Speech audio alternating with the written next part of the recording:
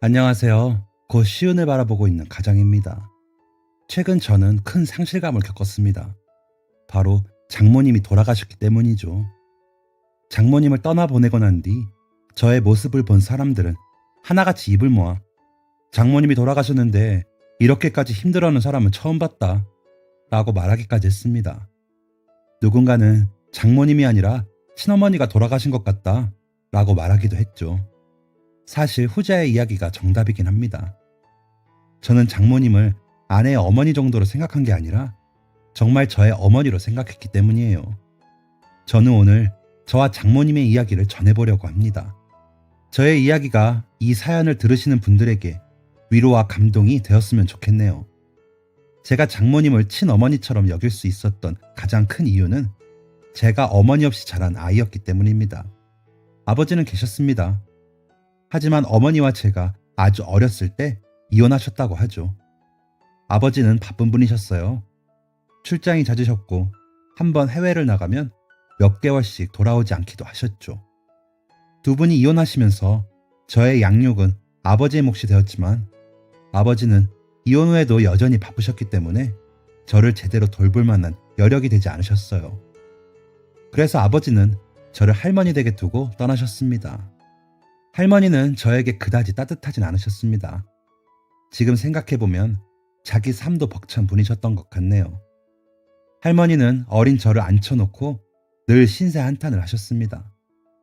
저는 학교도 가기 전에 어린 나이에 할아버지의 외도, 도박, 불륜과 같은 모든 일들을 알게 되었어요. 그렇다 보니 저의 정서는 매우 불안정해졌습니다. 할아버지와 세상을 향한 할머니의 분노와 불만은 저에게 그대로 전해져서 저는 매우 우울하고 어두운 기질을 갖게 되었죠. 국민학교 입학을 얼마 남기지 않았을 때 아버지는 웬 젊은 여성분과 함께 할머니 댁으로 찾아오셨습니다. 얼마나 젊은 여성분이었는지 어린 저는 그분을 자연스럽게 누나라는 호칭으로 불렀어요. 하지만 저의 누나 소리를 들은 아버지는 엄하게 꾸짖으시며 이제 이분이 어머니다 라고 이야기를 하시며 절 데려가셨죠. 저는 마냥 기뻤습니다. 저에게도 엄마가 생긴 것이니까요. 아버지는 재혼 후 의외로 오래 집에 계셨어요.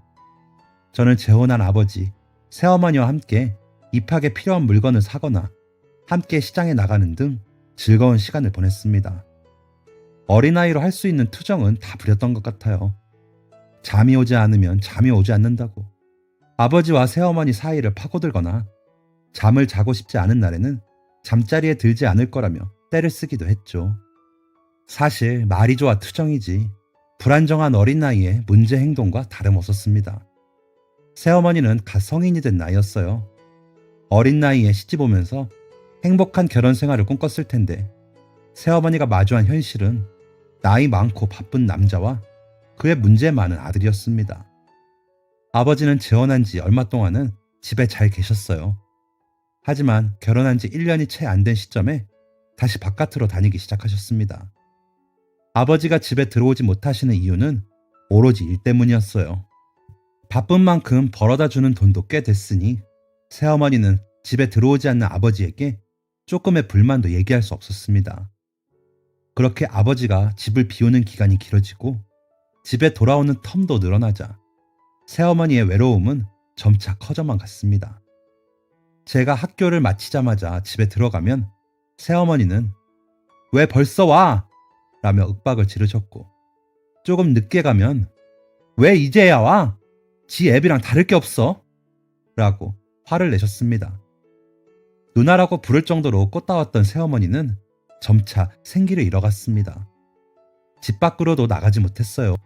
나중에 학교 친구들이 수군거리던 내용으로 알게 된 건데 새어머니는 동네 아주머니들 사이에서 매우 안 좋은 이미지로 소문나 있었다고 합니다. 젊은 여자가 나이 많은 남자 만나서 팔자 폈다는 게 주된 이유였다고 하죠. 게다가 아버지는 돈만 붙여주고 집에 들어오지도 않으니 누군가는 아이고 누구는 남자 잘 만나서 붙여주는 돈으로 팽팽히 놀기만 하고 부럽네 부러워 라며 비아냥거리기도 했다고 합니다. 하지만 또 다른 사람은 아니 예쁘고 젊은 아가씨가 뭐하러 나이 많고 애 딸린 남자한테 시집가서 독수 공방을 해? 불쌍하다, 불쌍해. 라고 이야기하곤 했다고 하죠. 새어머니는 어딜 가든 자신에게 따라붙는 이런 이야기들 때문에 점점 외출도 삼가게 되셨어요. 그렇게 홀로 있는 새어머니를 찾는 사람은 아무도 없었습니다. 낯선 곳에 시집와서 친구 하나 없이 외롭게 살던 새어머니는 하루하루 말라가셨어요. 새어머니의 유일한 친구는 술이었죠. 새어머니는 술을 마시면 그냥 조용히 잠에 드셨어요. 그렇다 보니 저를 향한 히스테리도 어느 순간부턴 사그라들었습니다. 하지만 그럴수록 저는 불안했습니다. 새어머니는 학교에서 본 방치된 화분 같았거든요. 충분히 말라 비틀어져서 조금만 툭 건들면 떨어져 버리는 그런 화분 말이죠. 유일하게 새어머니의 얼굴에 생기가 도는 날은 아버지가 오시는 날이었습니다. 그날은 아버지가 무려 6개월 만에 돌아오시는 날이었어요. 일주일 전부터 바쁘게 움직이던 새어머니는 아버지가 돌아오시는 날 저를 깨끗하게 씻기고 오랜만에 곱게 화장을 하셨습니다. 오랜만에 보는 새어머니의 밝은 모습에 저도 괜히 함께 기분이 좋아졌죠. 아버지를 마중하러 나가는 길은 개나리가 만개한 계절이었습니다. 햇빛도 완벽할 정도로 따뜻한 그날, 새어머니는 무려 2년 만에 제 손을 다시 잡아주셨어요. 홍서가, 왜 이리 날씨가 좋니? 이번에 아버지 오시면 이젠 어디 안 가셨으면 좋겠다. 너도 그렇지? 새어머니가 신나게 제 손을 흔들며 얘기하셨습니다. 저는 새어머니의 손이 따뜻한 게 좋아서 그저 해맑게 웃으며 고개를 끄덕였어요. 새어머니는 얼마나 마음이 들떴는지 기차가 도착하기 2시간 전부터 발을 동동거리며 역으로 향하셨습니다. 열차가 들어오는 곳에 앉아 저는 새어머니에게 새학기가 시작되었을 때부터 지금까지의 이야기를 전부 하나하나 이야기했습니다. 한창 쫑알쫑알거리던 저는 새어머니의 표정이 점점 어두워지자 그제야 주변을 살폈습니다. 뭔가 이상했습니다. 분명히 해가 따뜻할 때 나왔는데 어느새 차가운 바람이 코끝을 스치고 있었죠. 벌써 기차가 몇 개는 지나갔고 사람들이 몇 명이나 역을 떠났는데 아버지의 모습은 보이지 않았습니다. 저는 직감적으로 아버지가 오늘 오시지 않으리란 걸 알았지만 새어머니에게 차마 돌아가자고 말할 수가 없었어요. 새어머니도 아버지가 오지 않으리란 걸 알고 계셨을 테니까요.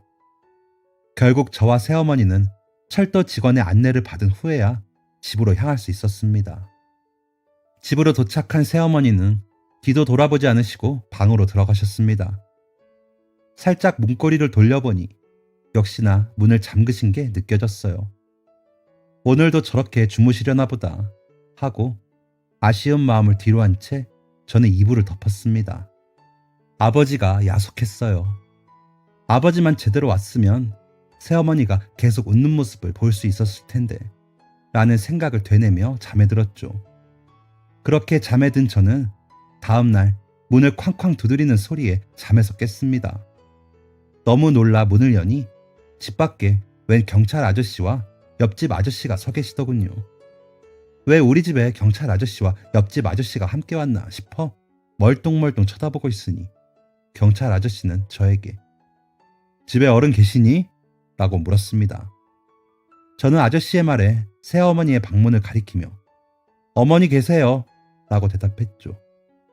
하지만 저의 대답을 들은 두 어른의 표정은 복잡 미묘했습니다.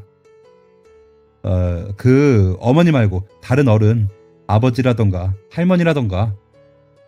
저는 여전히 무슨 상황인지 이해가 되지 않았지만 착실히 대답했습니다. 아버지는 일 가서 안 오신 지 오래됐고 다른 어른은 없어요. 아버지 연락은 되시니?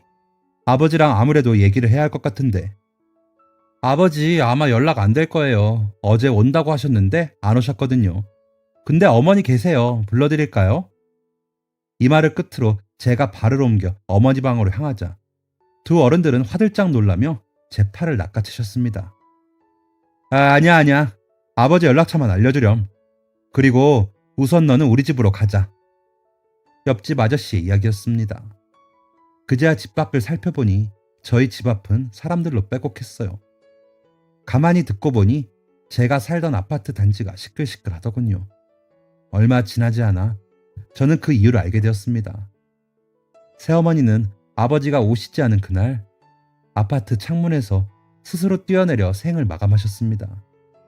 제가 한창 자고 있을 때 이미 밖에서는 수습이 한창이었고 새어머니를 아는 옆집 아저씨가 저의 존재를 기억해내서 절 챙겨주셨던 것이었죠. 이 내용은 꽤 늦게 알게 된 것이었지만 사실 저는 새어머니가 스스로 생을 마감하셨다는 것을 어렴풋이 짐작하고 있었습니다. 정확히 따지면 새어머니가 갑자기 사라질 수도 있겠다 라고 생각한 것이었죠. 세상을 떠난다는 게 어떤 의미인지도 잘 모를 어린 나이였기 때문입니다. 그렇게 저는 저의 첫 어머니를 떠나보냈습니다. 이후 담담히 장례를 치른 아버지는 저를 다시 할머니 댁으로 보내셨어요. 오랜만에 만난 할머니는 이전보다 더 상태가 안 좋아 보이셨습니다. 할머니의 얼굴을 보자 할머니랑 새어머니랑 얼굴이 비슷하다 라는 생각이 스쳐 지나갈 정도였죠. 연령대도 머리 스타일도 얼굴의 주름도 다른데 왜 할머니의 얼굴이 새어머니와 비슷해 보였는지 그 이유는 얼마 지나지 않아 알게 되었습니다. 제가 할머니 댁으로 돌아간 지 한 달 뒤 할머니도 스스로 생을 마감하셨기 때문이죠.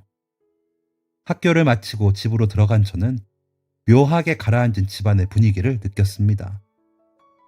할머니? 이상한 기분이 들어 할머니를 찾았지만 할머니는 대답이 없으셨어요. 할머니를 몇 번이나 불렀는데도 집안이 조용하자 저는 조심스럽게 할머니의 방문을 열었습니다. 그곳에는 할머니가 손을 고이 포개고 누워 계셨어요. 저는 보자마자 알았습니다. 할머니가 주무시는 게 아니라는 것을요. 그리고 할머니의 옆에 놓인 종이 한 장에는 한자로 크게 쉴 휴가 적혀 있었습니다. 이후 저는 엄마 없는 아이에서 이젠 귀신 붙은 아이가 되었습니다. 아버지는 절 귀신 붙은 아이로 취급하진 않으셨지만 절 천덕꾸러기로 여기셨습니다.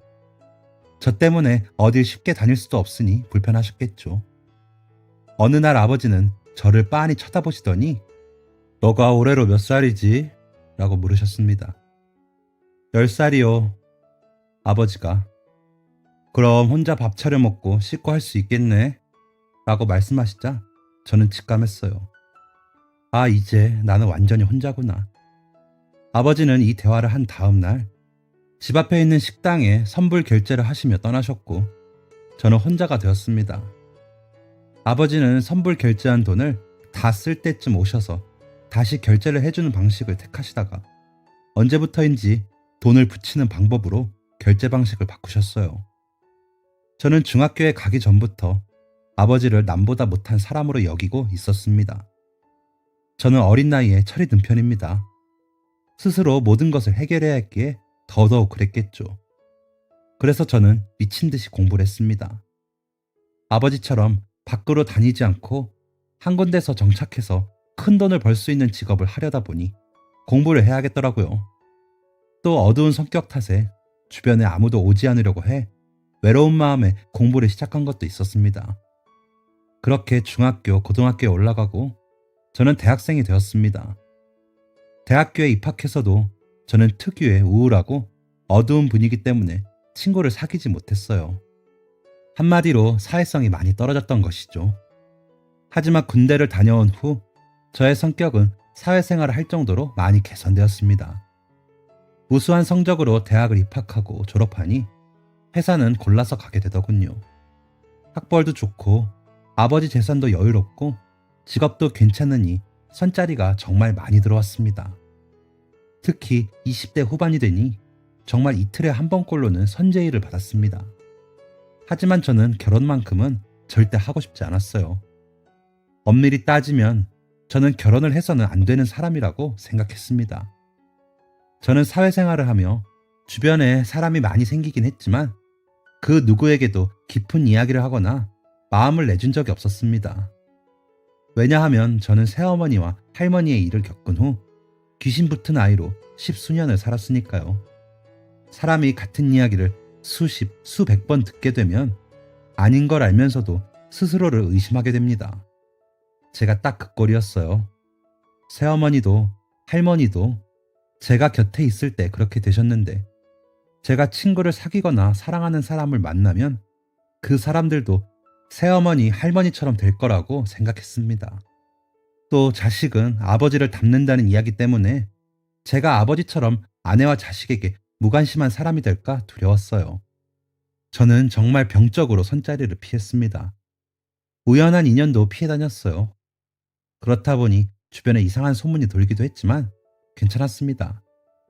그건 그냥 저 혼자 감당하면 되는 일이었으니까요. 그런데 그런 저의 곁을 비집고 들어온 한 사람이 생겼습니다. 바로 지금의 저의 아내죠. 당시 저는 30살이었고 아내는 갓 대학을 졸업한 사회초년생이었습니다. 무려 저와 6살이나 차이가 나죠. 저희는 회사에서 만났습니다. 처음 입사해서 인사를 하는 아내는 24살 어린 아가씨이자 직장 동료, 그 이상도 그 이하도 아니었습니다. 6살이나 차이 나는 까마득한 후배와 자주 붙어있는 모습을 보이면 주변에 눈총을 받게 됩니다. 양심도 없는 도둑놈이라고. 둘이 무슨 사이냐고 매일 시달리게 되죠. 그래서 저는 후배를 열심히 피해 다녔습니다. 하지만 그럴 때마다 후배는 어쩔 수 없는 이유를 만들며 제 곁으로 다가왔어요. 이거 알려달라, 저거 알려달라부터 시작해서 자기 집에서 첫째 오빠가 어쨌고 둘째 오빠가 어쨌고 하다못해 부모님이랑 시시콜콜한 이야기로 싸운 이야기까지 하더군요. 처음 그런 이야기를 들을 때는 불편했습니다. 이런 이야기를 왜 나한테 하나 싶었죠. 하지만 누가 봐도 사랑받고 자란 티가 나는 후배의 가족 이야기는 제가 전혀 알지 못하는 새로운 세상의 이야기라 흥미가 생길 수밖에 없었습니다. 그렇게 후배와 함께하는 시간이 늘어나더니 저희는 연인 사이로 발전하게 되었고 어느새 결혼을 준비하게 되었습니다. 사실 저는 후배 세영이와 연애를 시작한 이후에도 결혼은 애써 무시했어요. 세영이가 결혼을 이야기하면 늘 너가 아직 어려서 그래. 나랑 좀만 만나다 보면 금방 또래 만나고 싶어질걸 이라고 선을 긋고는 했죠. 이 부분은 아직도 아내가 저를 놀려먹는 부분입니다. 이랬던 제가 아내와의 결혼을 결심한 이유는 바로 장모님 때문이었어요. 아내와 연애를 하던 당시 회식을 마치고 아내를 집 앞까지 데려다 준 적이 있었습니다. 바람 쐬고 싶다고 찡얼거리는 아내를 겨우 달래 집으로 들여보내려는데 멀리서 산책 중인 것처럼 보이던 한 아주머니가 저를 스쳐 지나가더라고요. 그러더니 그 아주머니는 세영이의 뒷목을 잡아채고는 대문 안으로 세영이를 던지듯이 들여보내셨습니다. 저는 그 모습을 보자마자 직감적으로 이 아주머니가 세영이의 어머니라는 사실을 알 수 있었습니다. 장모님, 아니 그 당시 어머님은 저를 위아래로 훑어보셨어요. 그러곤 한마디를 툭 던지셨죠. 술 마셨나? 아, 네, 회식이라 간단히 몇 잔만 마셨습니다. 실수할 정도는 안 마셨고요. 주량도 안 넘겼습니다. 어머님의 포스가 대단하신지라 저는 괜히 찔려서 주절주절 별 이야기를 다 해댔어요. 어머님은 그런 제가 퍽 우스웠는지 들어와서 해장이라도 하고 가 라고 말씀하시며 제 어깨를 집 안으로 들이미셨습니다. 세영이는 이미 집 안에 있던 오빠의 손에 이끌려 방 안에 뉘어진 상태였습니다. 집 안에 계시던 세영이의 오빠 두 분은 어머니와 함께 들어온 시커먼 저를 굉장히 경계하며 바라보셨습니다. 그 경계 가득한 눈빛에 어머님은 아, 세영이 남자친구 라는 폭탄 발언을 하셨어요. 저는 그 순간 집안에 있는 2명의 남성의 공공의 적이 되었습니다. 어떻게 내가 세영이 남자친구라는 거 아셨지? 라는 의문은 얼마 가지도 않았습니다. 저는 해장국을 끓여주시는 어머니를 기다리며 식탁에 앉아 세영이의 오빠분들의 질문 공세를 받아야만 했습니다.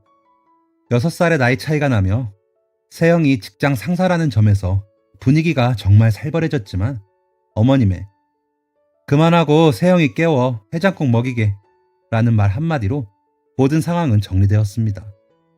세영이는 비틀비틀거리면서 나와 해장국을 겨우 먹고는 다시 방으로 들어가서 잠을 청했어요.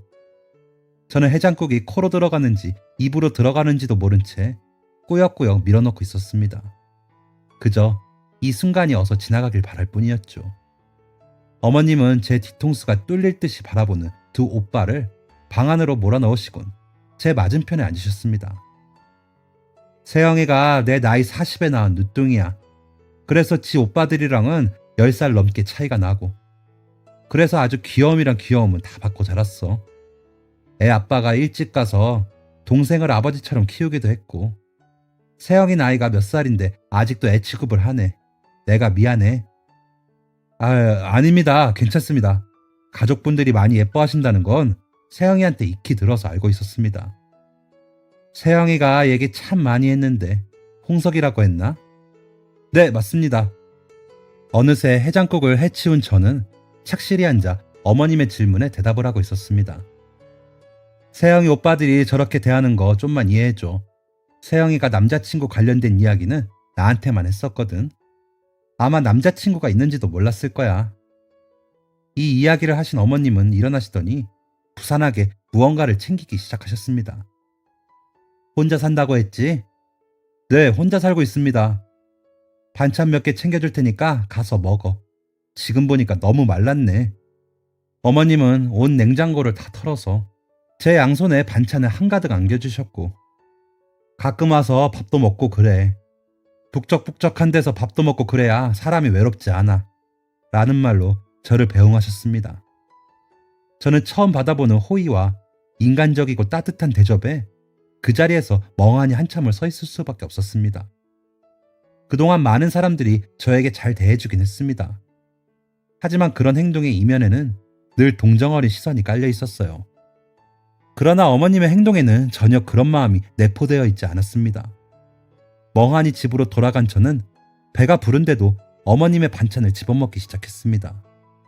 복잡 미묘한 감정이 저를 스치고 지나가고 있었죠.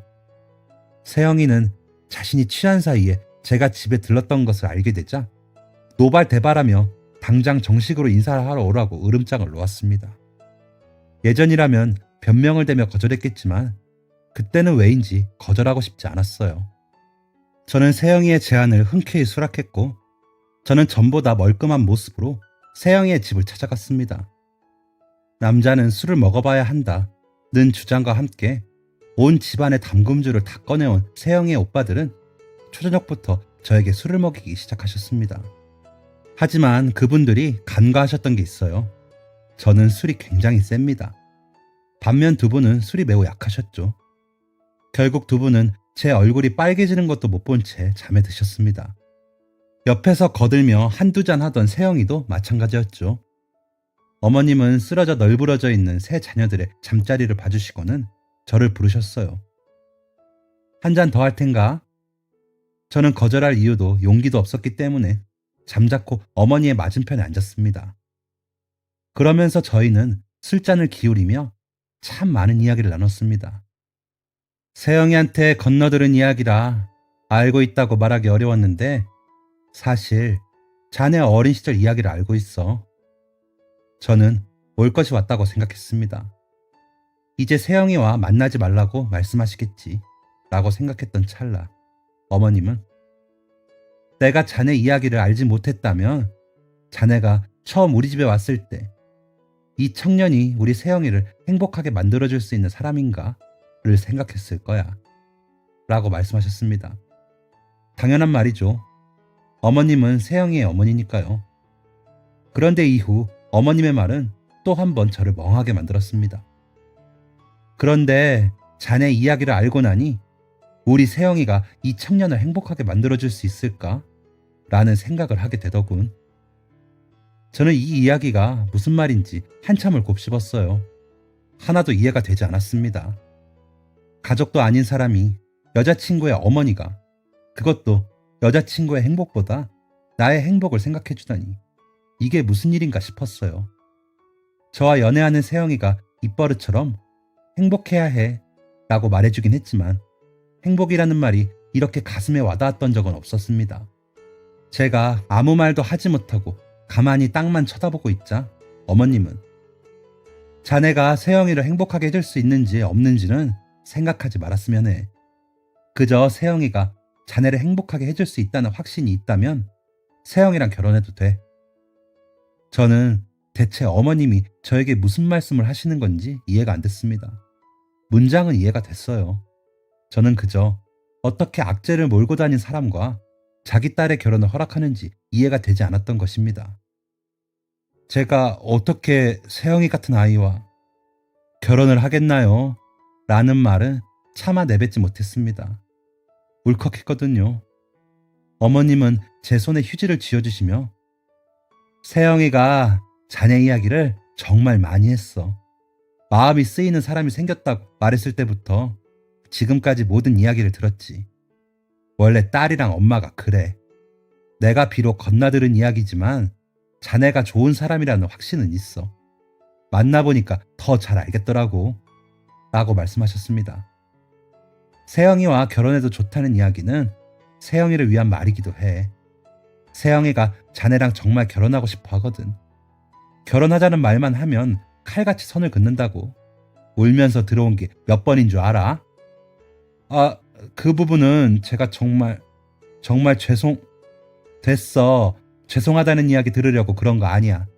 나는 그냥 자네가 마음을 내려놓고 고민해 주길 바랄 뿐이야.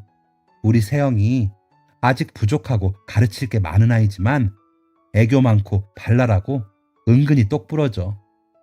네, 그건 잘 알고 있습니다.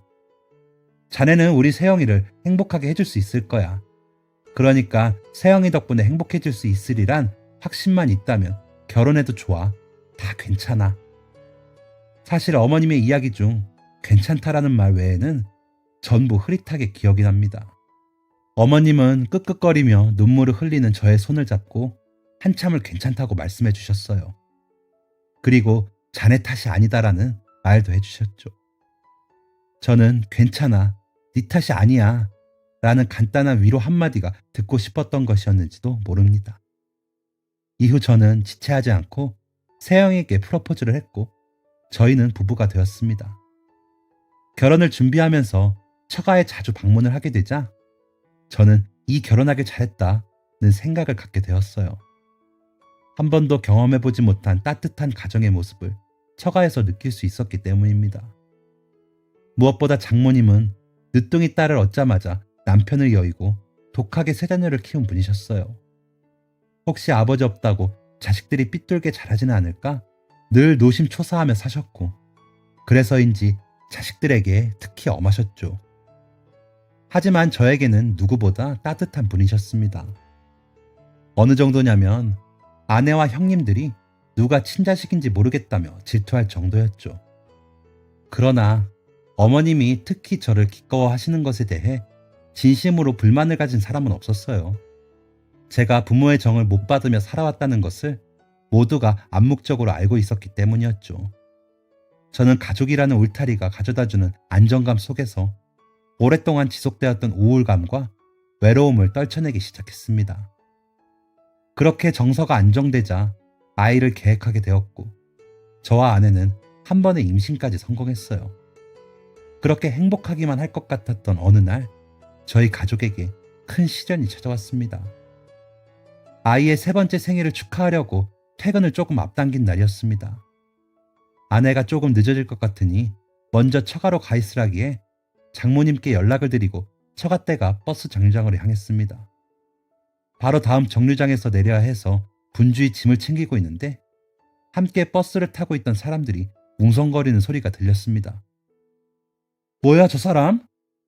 어머 미쳤나봐. 대낮에 무슨... 할머니가 부끄러운 것도 모르고 저게 뭐야? 제가 내릴 정류장이 가까워질수록 주변의 웅성거림이 심해지길래 저는 뭔가 싶어서 밖을 내다봤습니다. 마침 버스가 정차해서 문이 열렸고 저는 소란의 근원을 찾아서 고개를 돌렸죠. 그런데 그때 제 앞에 나타난 소란의 근원지는 바로 저의 장모님이었습니다. 장모님은 해맑게 웃으시며 박서방! 이라고 손을 흔들고 계셨어요. 장모님은 매우 건강하고 밝아 보이셨습니다. 다만 장모님이 바지를 안 입고 계셨던 것만 빼면 말이죠. 장모님은 곱게 화장을 하시고 윗옷을 갖춰 입고 계셨어요. 하지만 하의에는 속옷만이 자리하고 있었습니다. 게다가 맨발이었죠. 저는 상황을 파악할 겨를도 없이 너무 놀라 손에 들려있던 것을 모두 집어던지고 외투를 벗어 장모님의 하체를 감쌌습니다. 그 상황에서도 장모님은 해맑게 오는 길 막히진 않았는가? 일찍 온다고 해서 내가 마중 나왔어. 물건을 이렇게 집어던지면 어떡해? 라며 제가 던진 물건을 줍고 계셨어요. 저는 왈칵 눈물이 쏟아져 내렸습니다. 이 상황에서 제 머리를 스쳐 지나가는 건 단 하나뿐이었어요. 치매. 장모님이 놀라실까 겨우 감정을 추스르고 집으로 들어가서 아이의 생일 파티를 한 후 아내와 형님들에게 이 사실을 알렸습니다. 다른 사람들은 놀랬다가 분노했다가 결국 상황을 받아들였습니다. 우선 장모님을 병원에 모시고 가서 정확한 진단을 받아보기로 했죠. 지체하지 않고 방문한 병원에서 의사는 장모님이 이미 중증 치매 단계라고 말했습니다. 어떻게 이렇게 빨리 진행됐는지 병원에서도 영문을 모를 일이라고 했죠. 장모님의 치매가 확정되고 난 후 자연스럽게 나온 주제는 그럼 어머님을 어떻게 모시느냐였습니다.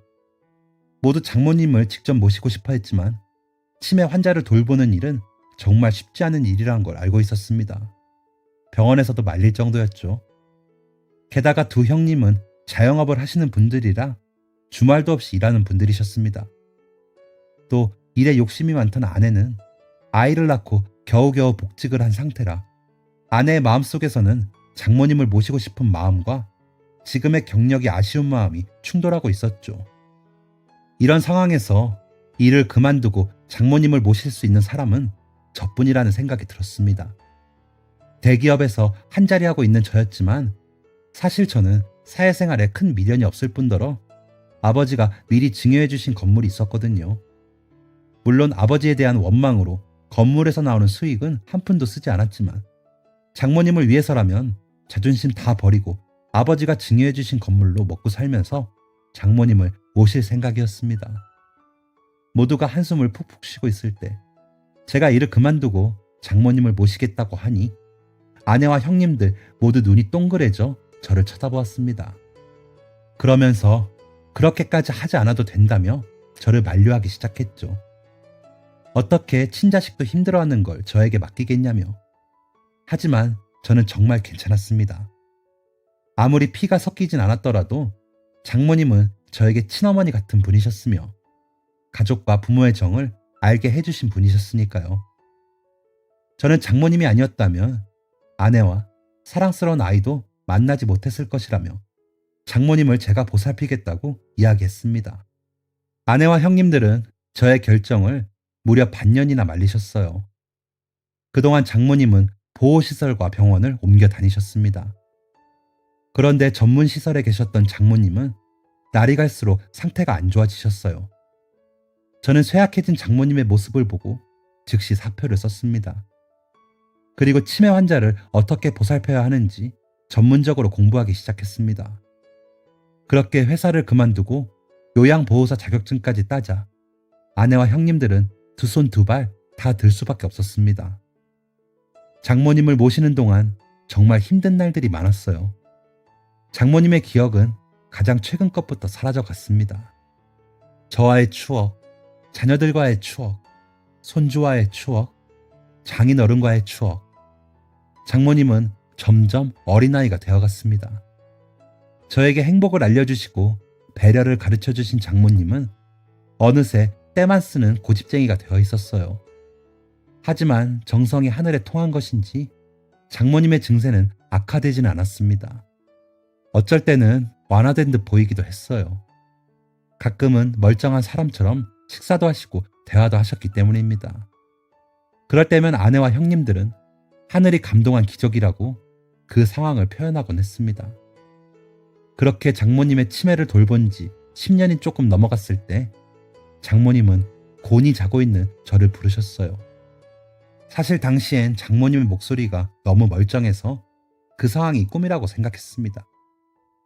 자네 일어나 보게.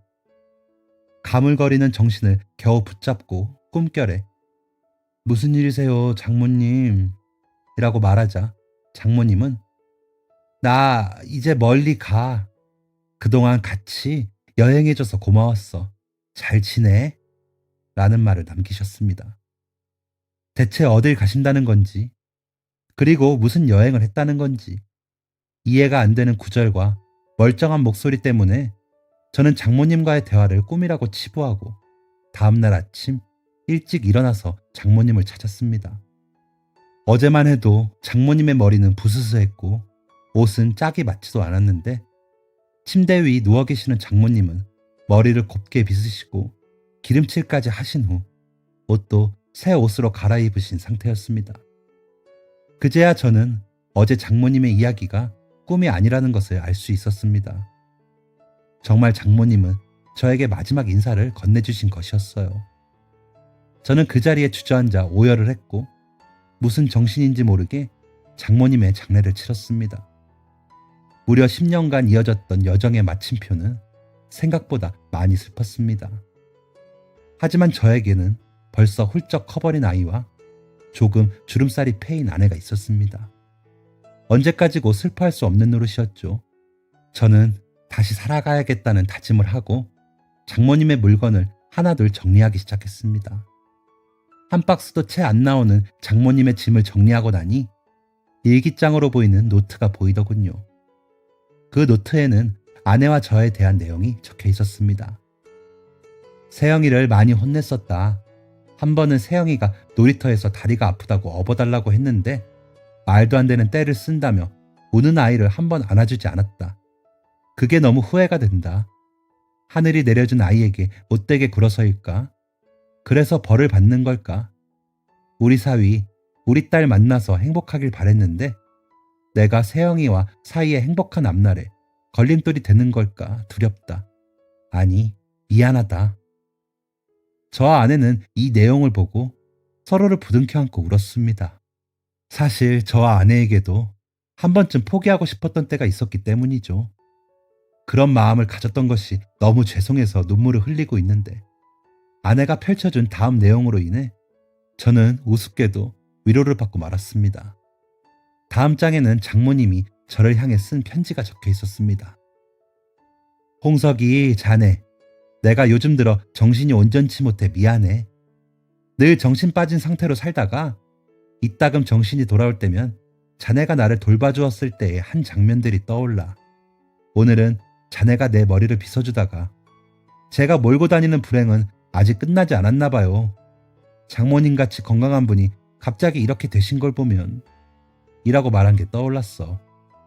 내 정신이 언제 돌아올지 몰라 이렇게 간곡히 적어두니 꼭 보길 바라. 자네 탓이 아니야. 내가 얻은 병은 내 짐이니 자네가 다 지고 가려고 하지 마. 고마워. 자네 탓이 아니야. 다 괜찮아. 이 편지 내용 뒤에는 또다시 정신이 흐려지신 건지 알 수 없는 기호와 그림, 글자들이 나열되어 있었습니다. 장모님은 정신이 온전치도 못한 상황에서 여전히 제가 말도 안 되는 죄책감에 사로잡혀 힘들어할까 걱정하셨던 것입니다. 아내는 당신은 딸도 할 수 없는 걸 했어. 내가 정말 고마워. 정말 고마워. 장모님은 이렇게 떠나가셨습니다. 하지만 장모님이 알려주신 가족의 진정한 의미는 여전히 저의 가슴속과 가정에 깊숙이 남아있습니다. 오늘따라 장모님의 해장국이 간절하네요. 저의 사연은 여기까지입니다. 제 사연을 읽어주셔서 감사드립니다. 모두들 가족들과 행복한 하루 보내세요. 지금까지 사연 들어주셔서 감사합니다. 사연이 재밌으셨다면 구독과 좋아요를 눌러주세요. 감사합니다. 안녕히 계세요.